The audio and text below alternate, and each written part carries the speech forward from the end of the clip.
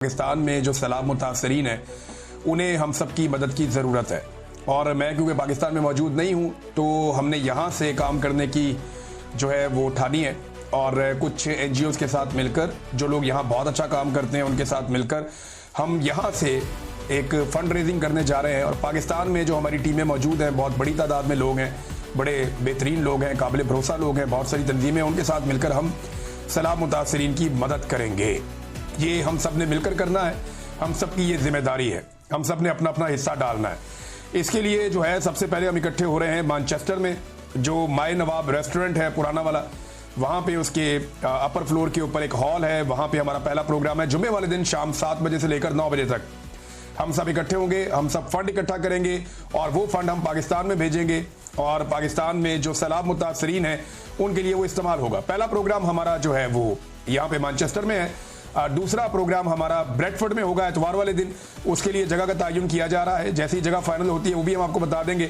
Social media पे, अपने Twitter पे मैंने इसको डाल दिया है, बहुत सारे लोग और भी इसको अभी पब्लिक कर देंगे। तो आप तमाम लोगों से गुजारिश है कि पाकिस्तानियों की मदद के लिए जो लोग यहाँ पे मैनचेस्टर में या इसके आसपास मौजूद हैं वो वहाँ पे आए माए नवाब होटल में और सैलाब मुतासरीन की मदद के लिए अपना रोल प्ले करें। अब सूरत हाल क्या है, इस वक्त दरियाए चनाब में 5 लाख क्यूसेक का एक रेला भारत से दाखिल हुआ है जो हेड मराला से गुजर रहा है। और एक और चीज़ जो बड़ी अफसोसनाक पता चली आज ही, हमारी टीम के कुछ लोग पहुंचे और ये डिजिटल मीडिया से खबर आई है। पाकिस्तान का रवायती मीडिया तो आपको पता है सैलाब को कवर ही नहीं कर रहा। तो सियालकोट में बजवात का इलाका है, ये दरियाए तवी के ऊपर जो एक पुल है वो टूट गया है और वो पुल टूटने के बाद इंडियन बॉर्डर के साथ मौजूद पाकिस्तान के 84 गांव, उनका पाकिस्तान से पिछले 15 दिन से राब्ता मुनक़ता हो चुका है। ये वहाँ पे जो लोग खड़े थे उन्होंने ये दावा किया, इसके बारे में वीडियो भी बनाई। उस्मान चौधरी साहब वहाँ पे मौजूद थे, उन्होंने लोगों से बातचीत की है। वो बड़ी मुश्किल में है लोग, उन तक इमदाद पहुँचाने के लिए कश्तियाँ चाहिए, उन तक इमदाद पहुँचाने के लिए बेड़ियाँ चाहिए और कुछ रास्ते जो है वो बहुत दूर हैं और लगातार बारिश जो है वो होती रहती है और पानी का बहाव बहुत तेज़ है, तो इसलिए बहुत सारी मुश्किलात हैं। 2 लाख की आबादी है जो उस तरफ मौजूद है, मकामी लोगों ने जो बताया उसके मुताबिक।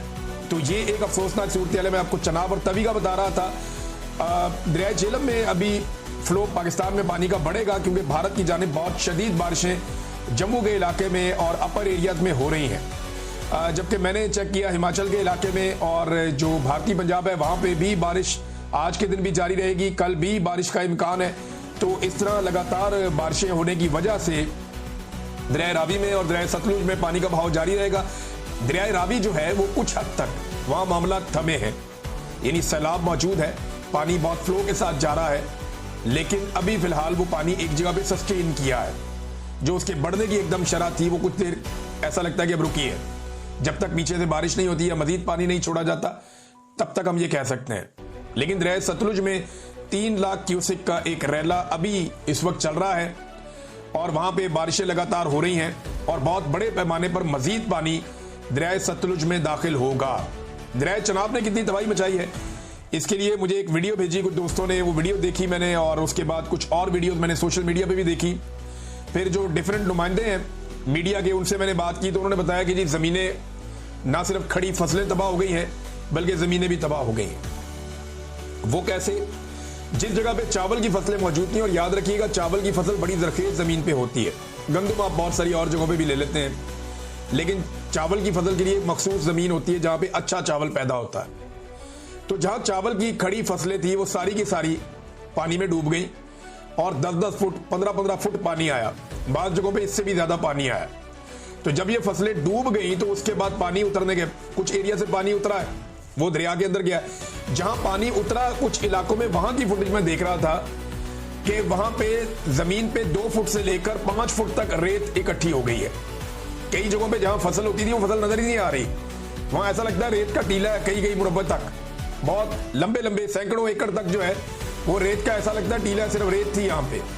और इतनी रेत जमा हो गई है कई इलाकों में जिस रेत को उठाने में या निकालने में वो मुमकिन ही नहीं है।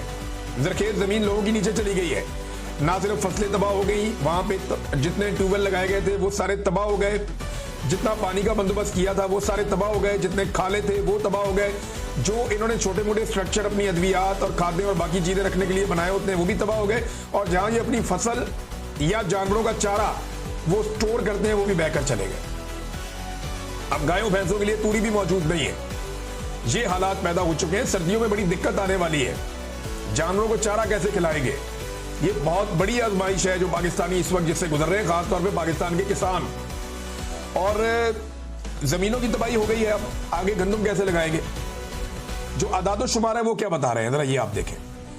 जो आदादो शुमार है वो ये बता रहे हैं कि हमारी फसलें कितनी तबाह हुई। 60% हमारा चावल तबाह हो गया, 30% हमारा गन्ना तबाह हो गया पाकिस्तान पूरे का, और जो कपास की पैदावार है उसमें 35% कमी मुतवक्के है। और ये सैलाबी रेलों से जो हजारों एकड़ खड़ी फसलें तबाह हुई हैं, एक बहुत बड़ा ज़रूरी बहरान आ रहा है और इसका नुकसान जो है वो पाकिस्तान को होगा, पाकिस्तान की मईशत को होगा। चावल जिसे हम एक्सपोर्ट करते हैं, अब कैसे करेंगे? हमारे पास तो अपनी ज़रूरत का नहीं है। अब बाकी चीज़ें जो हम एक्सपोर्ट करते हैं अपनी ज़रूरत की नहीं है।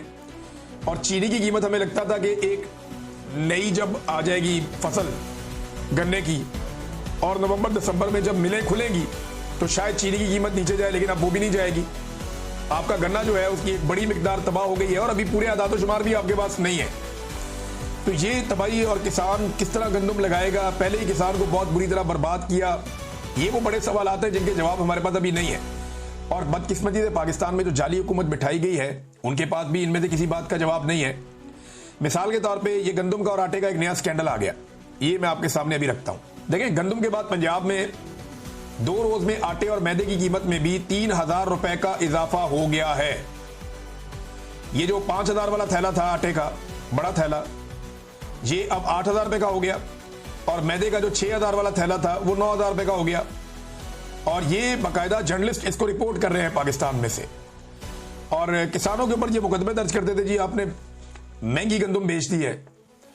किसानों को जो है पर्चे हो रहे हैं, FIR हो रही है, परेशान किया जा रहा है, हिरासा किया जा रहा है।